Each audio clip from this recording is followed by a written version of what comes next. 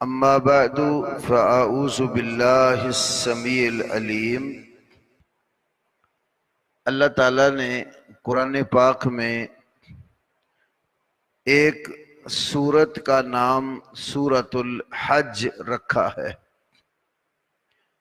جس سورت کے اندر حج کا اللہ تعالیٰ نے اعلان فرمایا ہے۔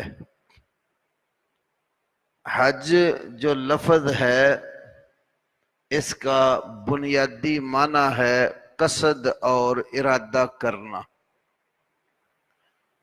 تو لفظ حج سے مراد انسان کا بیت اللہ کی طرف ارادہ کر کے سفر کرنا کہ میں اپنی قولی، بدنی اور مالی عبادت اللہ کے لیے کرنے جا رہا ہوں، کیونکہ عبادت کی 3 قسمیں ہیں: قولی، بدنی اور مالی، جن کا تذکرہ ہم روزانہ اپنی نماز میں اتحیات کے اندر کرتے ہیں۔ التحیات للہ والصلوات والطیبات۔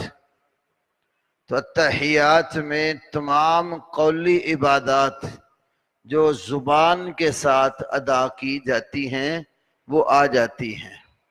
اب زبان کے ساتھ انسان تلبیہ پڑھتا ہے، تکبیرات کہتا ہے، حمد کے کلمے کہتا ہے، تسبیحات کہتا ہے، قرآن پڑھتا ہے، ذکر و اذکار کرتا ہے، تو یہ سب انسان کی قولی عبادات ہیں۔ والصلوات، بدنی عبادات۔ اب بدنی عبادات میں نماز بھی آ جاتی ہے، روزہ بھی آ جاتا ہے، حج اور عمرہ بھی آ جاتا ہے۔ یہ انسان کی بدنی عبادات ہیں جو جسم کے ساتھ انسان ادا کرتا ہے۔ والطیبات میں انسان کی مالی عبادات آ جاتی ہیں، جس طرح زکوٰۃ ہے، صدقہ ہے، قربانی ہے، حج کا حصہ ہے۔ حج میں بھی انسان کا مال خرچ ہوتا ہے، تو جہاں انسان کا مال خرچ ہوتا ہے وہ انسان کی مالی عبادت ہے۔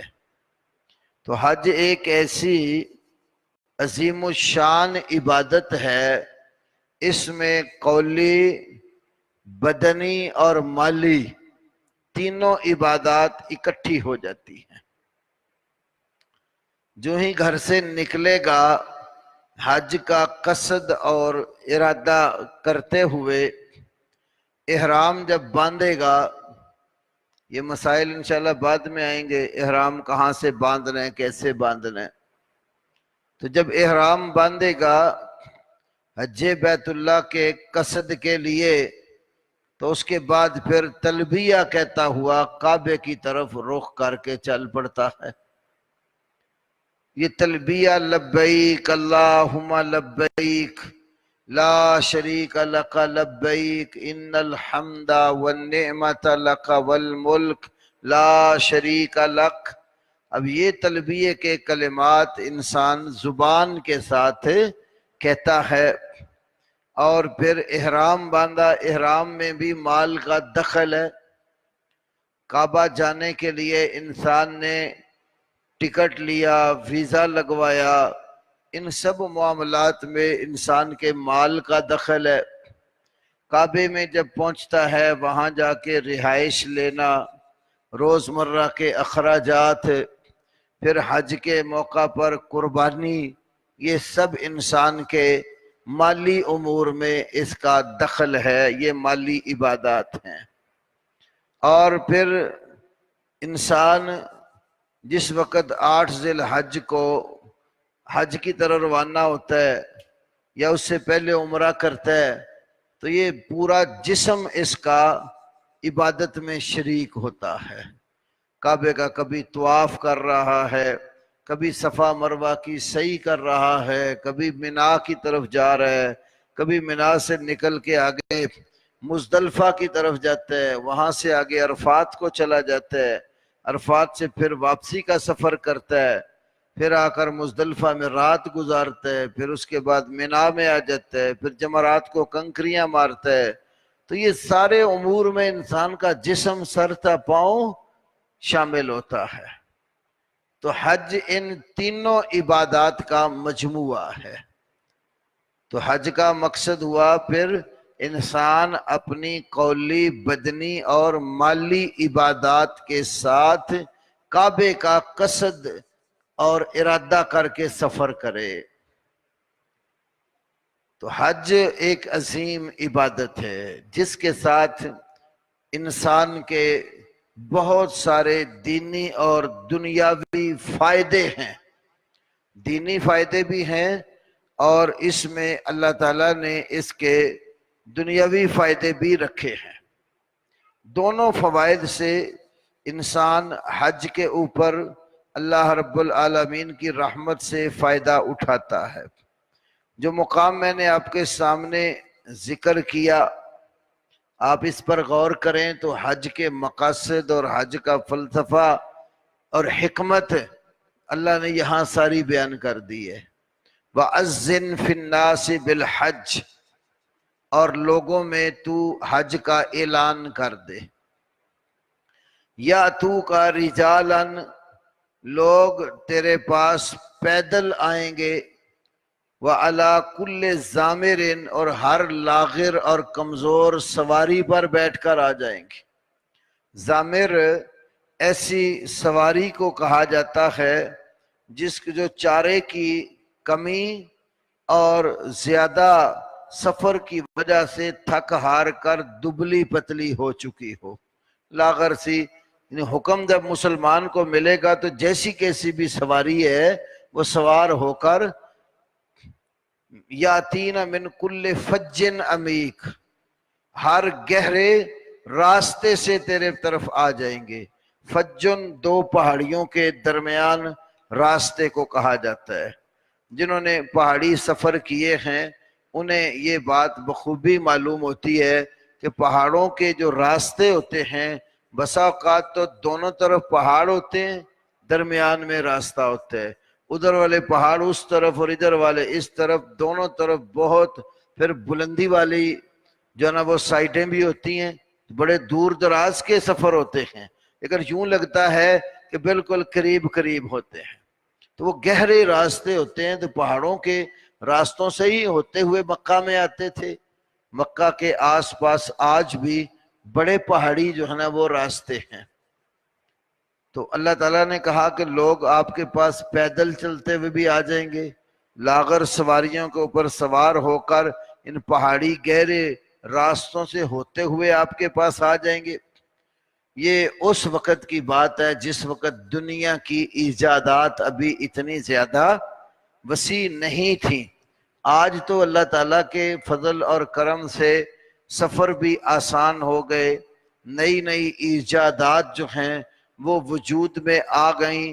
اب جانوروں کے اوپر سوار ہو کر آنے والی صورت ہی نہیں ہے، بلکہ جو بڑے بڑے بدو ہیں جنہوں نے اونٹ کثیر تعداد میں رکھے ہیں ان کے پاس بھی بڑی بڑی گاڑیاں موجود ہیں جو صحراؤں میں ان کے اوپر گھوم پھر رہے ہوتے ہیں، بلکہ اپنے اونٹوں کو چرانے کے لیے بھی لے جاتے ہیں تو وہ گاڑیوں کے اوپر جا رہے ہوتے ہیں. تو آج اللہ نے سہولت دے دی.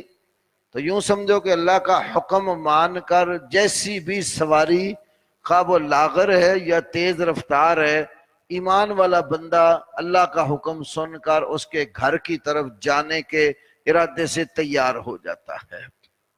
تو حج کا حکم دے کر پھر کیا فرمایا؟ اب اس کا مقصد بیان کر دیا. لِيَشْهَدُوا مَنَافِعَ لَهُمْ، تاکہ وہ اپنے بہت سارے فائدوں کے لیے حاضر ہو جائیں. اب یہ منافع لہم، اپنے بہت سارے نفع اور فائدے والے کاموں کے لیے حاضر ہو جائیں. یہ جو منافع ہے نا یہ دین اور دنیا دونوں کے موجود ہیں. حج کے موقع پر کتنے ہی لوگ آج بھی دور دراز سے آتے ہیں نا تو وہاں آ کر جس کو عمرہ کر لیتے ہیں، احرام کھول دیتے ہیں، پھر 8 ذی الحج تک جب تک احرام باندھ کے مینا کو نہیں جاتے. کئی لوگ ایسے ہیں بیچ میں کاروبار بھی کرتے ہیں، منڈی سے سودا سلب خرید کر لائے، کئی باہر گلیوں میں یا حرم کے باہر مختلف راستوں پر بیچنے کے لیے بیٹھ جاتے ہیں. کئی بار ان چیزوں کا مشاہدہ کیا. اللہ نے تجارت سے روکا نہیں ہے، اور حج کے اوپر پھر لاکھوں کی تعداد میں دنیا کے دور دراز خطوں سے آئے ہوئے مسلمان موجود ہوتے ہیں. مسلمان کی مسلمان سے ملاقات یہ بھی دنیا اور دین کے فوائد میں شامل ہے. انہی سے پھر کئی تاجر لوگوں کے تجارت کے راستے کھلتے ہیں. حج کے دوست جو ہیں وہ انسان کو بڑے ہی مفید ہوتے ہیں، اس لیے کہ حج عبادت ہے. عبادت کے لیے ہر مسلمان گیا ہوتا ہے، تو حج پر دوستی بھی کسی کے ساتھ بنتی ہے تو وہ بھی دین کے لیے بنتی ہے. تو دنیا کے مفادات انسان کو بہت سارے حاصل ہوتے ہیں. تجارت بھی کر سکتا ہے، دنیا کے مختلف خطوں کے مسلمانوں سے اپنے تعلقات بھی بنا سکتے. اب جو بندہ جس بھی نوعیت کا ہوتا ہے اس کے تعلقات اس کے حساب سے ہوتے ہیں. تاجر ہے، اس کو کوئی تجارت والا بندہ مل جاتا ہے، وہ اس حساب سے اس کے ساتھ اپنے تعلقات استوار کرتا ہے. علماء ہیں، علماء کو دنیا کے مختلف خطوں سے آئے ہوئے اہل علم مل جاتے ہیں، وہ ان کی مجالس میں بیٹھ کر دینی علوم کا فائدہ اٹھاتے ہیں. کتابوں والے تاجر ہیں، بڑی بڑی دکانیں اور مارکیٹیں کتابوں کی موجود ہوتی ہیں، جو کتابوں کا کاروبار کرتے ہیں ان کو اس طرح کے دوست مل جاتے ہیں. تو ہر طرح کے دنیاوی جو جائز مفادات ہیں وہ بھی اللہ نے اس میں رکھے. اسی طرح جو دین کے فائدے ہیں وہ تو ان گنت اور لا تعداد ہیں. انسان کی تربیت کا حج کے اندر بڑا دخل موجود ہے. آپ دیکھیں کم از کم لوگ 20 دنوں کا ویزا لگوا لیجیے، حد اس سے بھی نیچے اترے تو 18 دنوں تک کا ویزا ضرور ہوتا ہے، اور زیادہ سے زیادہ 40 دنوں کے لیے انسان حج کا سفر کرتا ہے. اب 40 دن انسان کی تربیت کے لیے بہترین ٹائم ہوتا ہے. تو اللہ رب العالمین نے، اب دیکھیں ہم جتنے بھی لوگ یہاں موجود ہیں، کئی ہمارا نوجوان طبقہ اب سر کے اوپر بال رکھتے ہیں بڑے شوق کے ساتھ. اب جو بھی حج یا عمرے پر جاتا ہے تو حج اور عمرہ کر کے جب فارغ ہوتا ہے وہی بال جو بڑے شوق سے انسان نے رکھے ہوتے ہیں، کوئی تھوڑا بہت حجام کینچی الٹ لگا دے تو لڑنا شروع ہو جاتے ہیں. یہ ساری نخوت غرور تکبر وہاں انسان کا ختم ہو جاتا ہے. خود ہی جا کر حجام کے پاس جیب سے 10 ریال 20 ریال جو وہاں لیتے ہیں دے کر تو اپنے سر کے اوپر اس طرح پھروا رہا ہوتا ہے. وہ سارا غرور تکبر شوق انسان مٹا دیتا ہے اور اللہ کے لیے ہر عاجزی کے لیے تیار ہو جاتا ہے. اور کتنے دن پھر وہ ننگے سر گھوم رہا ہوتا ہے. حج کے دنوں میں جب حج کرتا ہے اعمال حج میں سر ننگا ہوتا ہے. پھر کبھی سردی کا موسم آ جائے یا جس خاص طور پر جب رات جو ہے مزدلفہ میں عام کھلے میدان میں گزارنی ہوتی. کئی دفعہ ایسے بھی ہوا ہے بارشیں بھی ہوئی ہیں، ٹھنڈا موسم بھی، کئی دفعہ اچانک سردی آ جاتی ہے. عربوں کی جو خشک سردی وہ جان لیوا بھی بعض اوقات ثابت ہوتی ہے. تو حاجی نے ٹینڈ کروائی ہوئی ہو اور پھر رات کے وقت وہ کھلے میدان میں لیٹا ہوا ہو، اوپر سے ٹھنڈی ہوائیں چل پڑیں تو کتنا انسان کی طبیعت کا جو وہ نرم و نازک سا مساج ہوتا ہے وہ سارے کا سارا ملیا میٹ ہو جاتا ہے. یہ سب کچھ ناز نخرے کس ہستی کے لیے توڑتا ہے؟ صرف اللہ کے لیے، صرف اللہ کے لیے. آج اگر کسی کو کوئی کہہ کے دیکھے بھئی نوجوان کو یار تو ٹینڈ کروا لے تو ماننے کو تیار نہیں ہوتا. کئی دفعہ استاد بھی شاگردوں سے کہے نا تو وہ ہیلے بانے کر رہے ہوتے ہیں. والدین اولاد سے کہہ دیں تو کہتے ہیں اچھا ابو آج نہیں کل کروا لے، کل نہیں دیکھ کروائے پرسوں کروا لے، ٹالنے کی کوشش کرتا ہے. لیکن اللہ کے لیے اتنی عظیم تربیت ہو جاتی ہے، اس کو پتہ ہے کہ میں نے ٹینڈ کروائی تو مجھے 3 گنا اجر ملنا، 3 دعائیں. اللہم ارحم المحلقین، اللہم ارحم المحلقین، اللہم ارحم المحلقین. 3 بار دعا کی، اے اللہ حلق کروانے والوں کو، ٹینڈ کروانے والوں پر رحم نازل کر. ہر بار جب آپ دعا کرتے تو صحابی کہتے ہیں وَمَا الْمُقَصِّرِينَ، اللہ کے نبی بال کتروانے والوں کے لیے بھی دعا کر دیں. پھر آپ کہتے ہیں اللہم ارحم المحلقین، اے اللہ ٹینڈ کروانے والوں پر رحمت نازل کر. چوتھی بار جا کر فرمایا اللہم ارحم المقصرین، اے اللہ جو بال کتروانے والے ہیں ان پر بھی رحمت نازل کر. تو کتنی عاجزی انسان کے اندر پیدا ہوتی ہے، یہ تربیت ہے. پھر انسان زبان کے ساتھ اونچی اونچی تلبیہ پڑھتا ہے، لبیک اللہم لبیک، جتنے آواز نکال سکتا ہے نکال رہا ہوتا. پھر مال دیا اللہ نے، جتنی قربانی کر سکتا تھا کرتا ہے، کم از کم تو ایک کرنی ہوتی ہے. لیکن جس کو اللہ نے زیادہ مال دیا ہوتا ہے نا تو وہ کئی قربانیاں کرتے ہیں. نبی صلی اللہ علیہ وسلم نے 100 اونٹ قربان کیے، 37 حضرت جو ہے نا وہ علی نے آپ کی طرف سے 63 اپنے ہاتھ سے نہر کیے. کیونکہ حاجی کو پتہ ہے، آپ نے فرمایا افضل الحج العج والسج، سب سے افضل حج وہ ہے جس نے بلند آواز سے تلبیہ پڑھا جاتا ہے اور زیادہ قربانیاں کر کے خون بہایا جاتا ہے. اب اللہ کے لیے جانور بھی قربان کر رہا ہے، اللہ کے لیے اونچی اونچی آواز سے تلبیہ پڑھ رہا ہے، یہ سب کچھ قربان صرف ایک اللہ کے لیے کرتا. کیونکہ وَلِلَّهِ عَلَى النَّاسِ حِجُّ الْبَيْتِ، اللہ ہی کے لیے لوگوں کے ذمے بیت اللہ کا حج ہے. اللہ کے سوا کسی اور کی خوشنودی کے لیے حج نہیں کیا جاتا. حج صرف اور صرف اللہ کی خوشنودی اور رضا کے لیے کیا جاتا ہے. اور حج جب اللہ کی رضا کے لیے کیا جاتا ہے وہاں انسانوں میں ایثار بھی بہت پیدا ہوتا. جس بھائی کے پاس اللہ نے مالی وسعت دی ہوتی ہے، اگر اس کے ساتھ کوئی ایسا حجی ہے جو بیچارہ کمزور ہے تو وہ کوشش کرتا ہے کہ میں اپنے پیسے اپنے اس بھائی کے اوپر خرچ کروں، اس کی ضروریات کا خیال کروں، اس کو کھانا لا کر دوں، اس کو کسی اور چیز کی ضرورت ہے لا کر پیش کروں. کیوں؟ اس کو پتہ ہے جتنا خرچ کر لوں گا میرے لیے نجات کا ذریعہ بن جائے گا. اور عربوں میں خاص طور پر ہم دیکھتے ہیں جس وقت لوگ نفلی روزے بھی وہاں رکھتے ہیں نا، سوار کا، جمعرات کا، یا اس کے علاوہ حج کے دنوں میں جو قربانی نہیں دے سکتا وہ حج کے دنوں میں روزے رکھتا ہے وہاں پر 3-7 واپس آ کر. تو وہاں کیا ہوتا ہے، حرم کے اندر خاص طور پہ جو وہاں کے لوگ ہیں وہ لوگوں کو کھلا کر خوش ہوتے ہیں.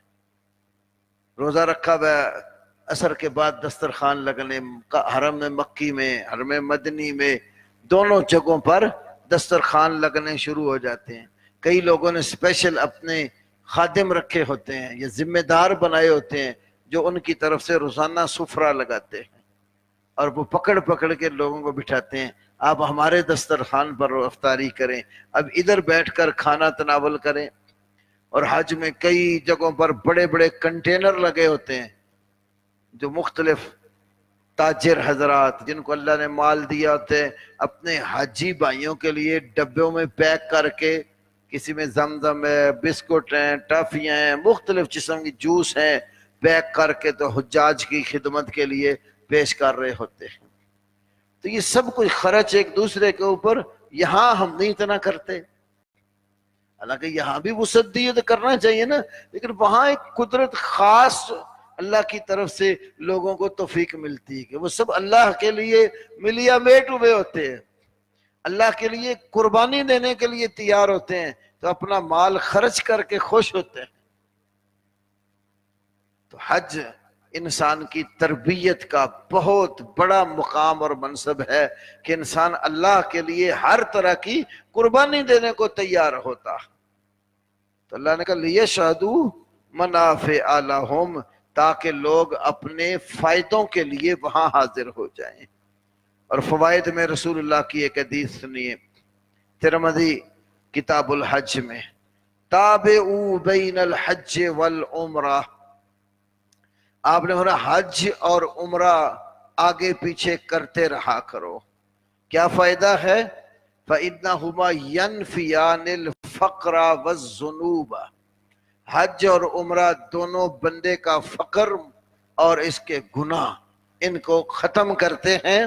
کما ينفی الکیر خبث الحدید والذهب والفضہ، جس طرح بھٹی ہوتی ہے نا لوہے کو پگھلانے کے لیے، سونا پگھلانے کے لیے، چاندی پگھلانے کے لیے، آگ کی بھٹی کو سنار چلاتا ہے، اس میں یا حداد اور لوہار چلاتا ہے تو لوہا ڈالتا ہے اس میں، یا سونا ڈالتے ہیں یا چاندی ڈالتے ہیں تو وہ سونے چاندی اور لوہے کی جو میل کچیل ہوتی، جو خام مال ہوتا ہے، آگ اس کو اتار دیتی ہے، اور آگ میں جب وہ جل کر پکتا ہے تو خالص چیز باقی رہ جاتی ہے۔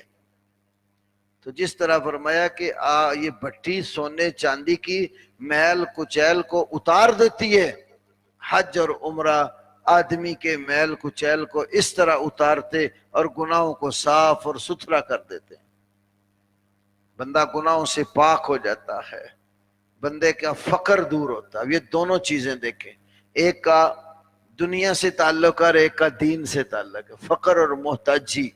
جو کچھ ہے یہاں دنیا کے اندر ہی ہے، آخرت کا تو نظام ہی اور ہوگا۔ تو فقر اور محتاجی حج اور عمرے سے دور ہوتی ہے، اور یہ بات اتنی دیر تک شاید نہ سمجھ آئے جتنی دیر تک حج یا عمرہ کر نہ لے۔ حج اور عمرہ کرنے کے ساتھ اللہ بندے کی محتاجی ختم کرتا ہے۔ سن 2006 کے اندر پہلی مرتبہ اللہ تعالیٰ نے حج کا موقع فراہم کیا، اور ہم یہاں سے ایک قافلے کی صورت میں کچھ بھائی چلے حج کے لیے۔ جب ہمارا پروگرام بنا تو یقین جانیے ہم نے بڑی مشکل کے ساتھ حج کے لیے اپنے اسباب جمع کیے، کوئی کسی سے قرض پکڑ، کوئی تھوڑے تھوڑے اپنے پیسے جوڑ، تو بڑی مشکل سے ہم نے سامان تیار کیا حج کا، ٹکٹ کا اور وہاں کے کچھ گزارے کا۔ جب وہاں ہم پہنچے ہم بڑی مشکل سے، کیونکہ جن کو ہم نے حج کے لیے پیسے دیے تھے اس کے پیسے لینے کے بعد ان میں کوئی بندہ ہمیں ملا ہی نہ، لوگ جانے لگ گئے اور ہم پریشان ہو گئے، پتہ نہیں ہم نے حج کے لیے جانا بھی ہے کہ نہیں۔ لیکن وہ جس دوست کو جمع کرائے تھے اس نے کہا فکر نہیں کریں آپ ضرور جائیں گے۔ بہرحال انہوں نے، ان کی کمپنی تھی نہیں، انہوں نے پکڑ دکڑ کر جیسے کسی کو سواریاں دے دیتے آگے، یہ حساب تھا۔ بہرحال جیسے بھی ہوا ہم اللہ کے فضل سے حرم پہنچ گئے، اور پہلا حج کرنے کے بعد پھر اللہ بندے کے اندر شوق پیدا کر دیتا ہے وہ جگہ بار بار دیکھنے کا۔ اور جب کسی کام کا شوق اور لگن بندے کے اندر پیدا ہو جائے پھر انسان اس کو حاصل کرنے کی پوری کوشش کرتا، اور بندے کی کوشش کے ساتھ ہی اس کی مشکلات کا ازالہ ہوتا ہے۔ حرم جب بندہ پہلی دفعہ جا کر دیکھتا ہے، جس نے پہلے کبھی نہیں دیکھا ہوتا، اس کے دل کی کیفیت بھی کچھ بدل جاتی ہے، اور وہاں جا کر پھر اللہ کے حضور اپنی حاجات رکھ کر بندہ رو رو کے گڑ گڑا کے اللہ کے آگے اپنی مشکلات اور حاجات رکھتا ہے۔ جب دل کی اس کی کیفیت ہی وہاں جا کر بدل جاتی ہے اور اللہ تعالیٰ کے ساتھ اس کا تعلق مضبوط ہو جاتا ہے تو اللہ تعالیٰ اس کے راستے آسان کر دیتا ہے، مشکلات اس کی دور کرنا شروع کر دیتا ہے۔ اور وہاں پر آپ جو پہلی دفعہ جا رہے ہوں گے بھائی دیکھیں گے جا کر بڑے بڑے وہاں پر اللہ کے گھر میں مانگنے والوں کے انداز مختلف، کتنی زبانوں والے لوگ وہاں ہوتے ہیں، ہر کوئی اپنی زبان میں اپنے رب کو پکار رہا ہوتا ہے۔ ہمارے حافظ عبدالسلام صاحب ایک دفعہ عمرہ کر کے تشریف لائے تو وہاں کے لوگوں کی باتیں حرم کے اندر جو ملے سنانے لگے۔ ایک آدمی کے بارے میں بتایا کہ میں حرم میں بیٹھا ہوا تھا، ایک مصری سکول ٹیچر، مصری آدمی اور سکول ٹیچر تھا، وہ کعبے میں دعا کر رہا ہے۔ افسر کہتے بالکل میرے ساتھ بیٹھا ہوا، کیا دعا کر رہے؟ اللہ اکبر، کہتا ربنا خلقتنا مجانا ورزقتنا مجانا، مجان کا معنی ہوتا مفت، ربنا خلقتنا مجانا، اے ہمارے رب تو نے ہمیں مفت میں پیدا کیا ہے۔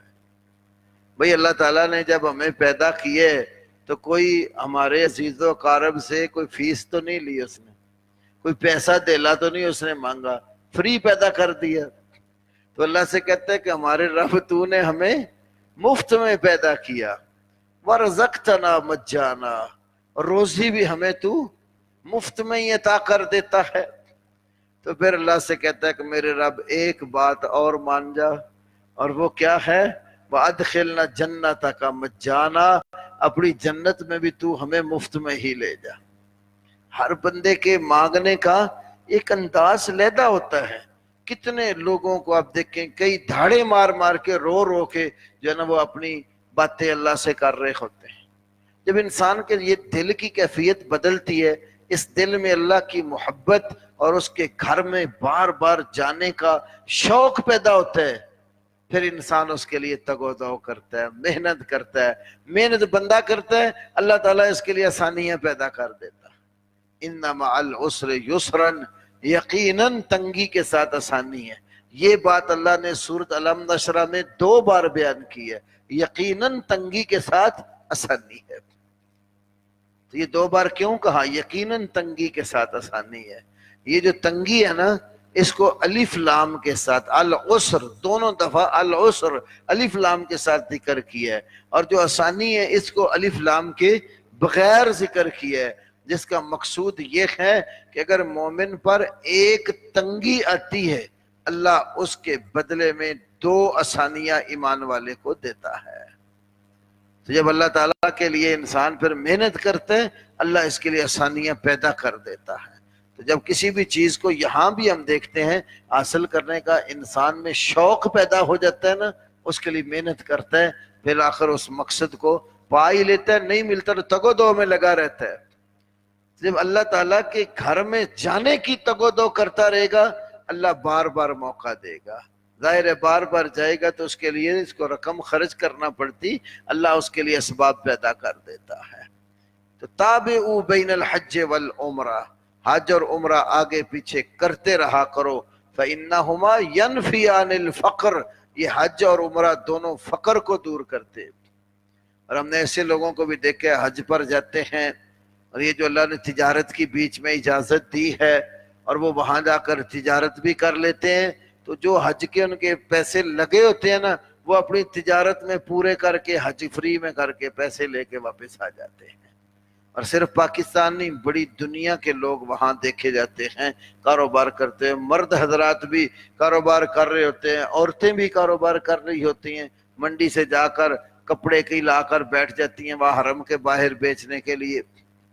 تو بہت سارے مواقع اللہ نے دنیا کے نفع کے رکھے۔ اور دوسرا نفع ساتھ والذنوب، گناہوں کی بخشش، یہ بندے کا آخرت کا نفع ہے کہ اللہ تعالیٰ حج کرنے والے شخص کو گناہ سے اس طرح پاک اور صاف کر دیتا ہے، جیسے نبی علیہ السلام نے فرمایا کہ یوم ولدتہ امہ، جیسے آج ہی اس کی ماں نے اس کو جنم دیا ہو۔ تو اللہ تعالیٰ کہ ہاں گناہوں کی بخشش بھی ملتی ہے، نیکیاں دیکھیں، نیکیوں کا پہاڑ انسان جمع کر لیتا ہے۔ میں 2 مثالیں صرف دیتا ہوں۔ ایک تو حرم مکی میں نماز پڑھنے کی فضیلت، یہاں ایک نماز تو وہاں وہی ایک پڑھی کا 1,00,000 نماز کا ثواب، خواہ وہ نفلی عبادت ہو یا فرضی ہو، اللہ تعالیٰ اس کا اجر 1,00,000 تک عطا فرماتا ہے۔ اور مسجد نبوی میں نماز پڑھیں تو 1,000 نماز کا ثواب اللہ تعالیٰ عطا فرماتا ہے۔ یوں سمجھو کہ 20 نمازیں مسجد نبوی میں پڑھی ہوئی، ان کا اتنا اجر ہوتا ہے جتنا حرم میں مکی میں کعبے میں 1 نماز پڑھنے کا اجر ہوتا ہے۔ ایک تو اجر حاصل کرنے کا یہ نماز بہت بڑا ذریعہ ہے، بندہ جتنی عبادت کرتا جائے، نفلی نماز پڑھتا جائے، اس کے لیے اتنے لاکھ ثواب جو ہے نمازوں کا بڑھتا جاتا ہے۔ اور کعبے میں پھر اللہ تعالیٰ نے یہ بھی مسئلہ رکھا ہوا ہے، وہاں کوئی زوال کا مسئلہ بھی نہیں ہے۔ رسول پاک صلی اللہ علیہ وسلم نے ایک دفعہ صحابہ کو مخاطب ہو کر کہا، بنو عبد مناف کے جو لوگ تھے ان کو، یا بنی عبد مناف لا تمنعوا احدا، اے عبد مناف کے بیٹو تم کسی بندے کو مت روکو، ایت ساعت طاف او صلی، کوئی شخص جس گھڑی بھی آ کر طواف کرنا چاہے یا نماز پڑھنا چاہے اس کو مت روکو۔ حرم میں جا کر کسی ٹائم بھی آپ کو نماز پڑھنا ممنوع نہیں ہے، 24 گھنٹے اللہ تعالیٰ کے گھر میں عبادت ہوتی رہتی ہے۔ طواف کریں تب بھی 2 رکعت نماز پڑھیں، پھر 2 پڑھیں، جتنی نصیب ہو 2 کر کے پڑھتے چلے جائیں، یہ سارا اجر کا باعث۔ دوسری مثال اجر کی، جنازہ ہے نا، کسی مسلمان کا نماز جنازہ پڑھنے سے اللہ تعالیٰ ایک اود پہاڑ جتنا ثواب عطا کرتا ہے۔ اور حرم میں، مکے میں بھی، مدینے میں بھی تقریباً ہر نماز کے بعد جنازے آتے ہیں، اور ائمہ حرمین ہر نماز کے بعد جنازے پڑھاتے ہیں۔ اود پہاڑ، احد ایسا پہاڑ ہے جس کے ساتھ نبی پاک صلی اللہ علیہ وسلم محبت کرتے تھے، اور وہ نبی صلی اللہ علیہ وسلم سے محبت کرتا تھا۔ فرمایا اِنَّ جَبَلَ اُحُدٍ يُحِبُّنَا فَنُحِبُّهُ، اود پہاڑ ہمارے ساتھ محبت کرتا ہے اور ہم اس کے ساتھ محبت کرتے ہیں۔ تو اود پہاڑ میں نے خود اللہ تعالیٰ کی توفیق سے جو اس کا راؤنڈ اباؤٹ ہے نا، اود پہاڑ کے آس پاس گاڑی پر چکر لگا کے دیکھا، پورے 21 کلومیٹر ہے۔ اب اور اونچائی اس کی علیحدہ ہے۔ اب غور کریں، 21 کلومیٹر دائرے میں پھیلا ہوا اود پہاڑ، اور پھر بلند بھی بہت ہے۔ اتنا پہاڑ جتنا ثواب اللہ تعالیٰ ایک جنازہ پڑھنے کا دیتا ہے۔ تو جس کو ہر نماز کے بعد جنازہ نصیب ہو جائے تو کتنا ثواب جمع کر کے حجی آتا ہے، دنیا کا بھی نفع اور آخرت کا بھی نفع۔ لِيَشْهَدُوا مَنَافِعَ لَهُمْ۔ پھر وہاں کئی مقامات ایسے ہیں جن مقامات پر انسان زیادہ ثواب کما لیتا ہے، جہاں قبولیت کے جو نا مقامات ہیں، جلدی دعائیں قبول ہوتی ہیں۔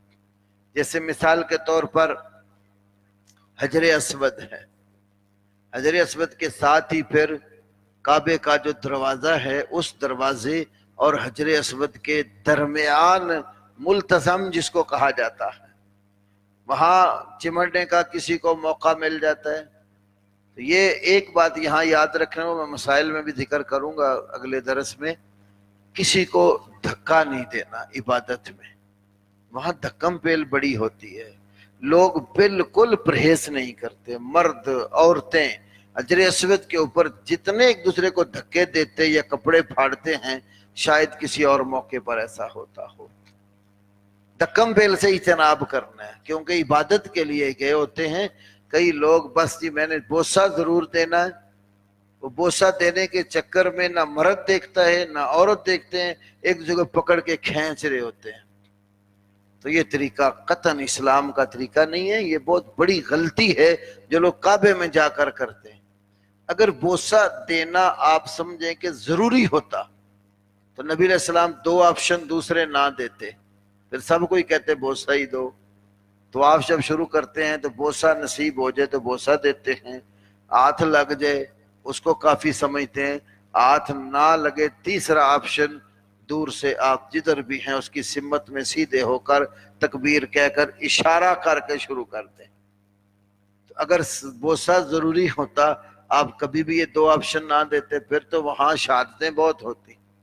ہر مسلمان لاکھوں حاجی، ایک چھوٹی سی اب جگہ ہے اور وہاں پر سارے بوسہ دینے کو تیار ہوتے، پھر باقی منزلوں کے اوپر بھی جانے والی کوئی صورت نہیں تھی۔ تو اسلام نے بڑی وسعت رکھی اور اس میں اجر میں کوئی کمی نہیں آتی۔ اگر آپ کو آسانی کے ساتھ وہ موقع میسر آ جائے تو فبیہا، نہ میسر آئے دھکا نہ کسی مسلمان کو کعبے میں دو۔ حضرت عمر رضی اللہ عنہ کو آپ نے کہا تھا کہ اے عمر تو طاقتور آدمی ہے تو حجر اسود کے پاس کسی کو دھکا نہیں دینا۔ تو بہرحال یہ جو جگہ ہے یہ بھی بڑی برکت والی ہے۔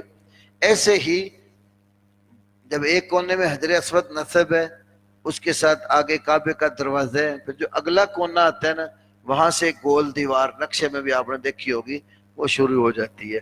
وہ دیوار کے اندر جو جگہ ہے یہ بھی کعبے کی جگہ ہے، اس کو حجر بھی کہا جاتا ہے اور حتیم بھی کہا جاتا ہے۔ نبی صلی اللہ علیہ وسلم نے اپنے دور میں فرمایا تھا کہ عائشہ اگر تیری قوم نئی نئی مسلمان نہ ہوئی ہوتی تو میں کعبے کو گرا کر اس کی اصل پوری بنیادوں پر تعمیر کر دیتا، حتیم بھی اندر آ جاتا، لیکن رسول اللہ صلی اللہ علیہ وسلم نے اس لیے کعبے کو گرا کر دوبارہ تعمیر نہیں کیا کہیں لوگ فتنے کا شکار نہ ہو، دیکھو جی کعبہ گرا دیا۔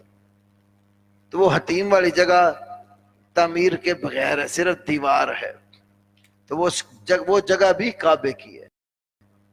اب آپ غور کریں، اللہ بڑا غفور رحیم ہے، اللہ کو یقیناً معلوم ہے اس کے بندوں میں وجاہت والے امیر لوگ بادشاہ بھی ہیں، اور اسی کے بندوں میں فقیر اور غریب اور ماڑے بندے بھی ہیں۔ اب کعبے کا دروازہ تو اسی وقت کھلتا ہے جب ملک آتا ہے یا کسی ملک کا کوئی بڑا حکمران آ جاتا ہے، تو سرکاری سطح پر دروازہ کھول کے تو اندر جا کے کعبے میں نماز پڑھنی نصیب ہوتی ہے۔ اللہ نے غریب آدمی کے لیے، ماڑے بندے کے لیے، فقیروں کے لیے بھی سامان رکھ دیا ہے۔ جب کعبے یہ جگہ کے اندر بھی جا کر نماز پڑھو تو جیسے کعبے کے اندر ہی پڑھی ہے۔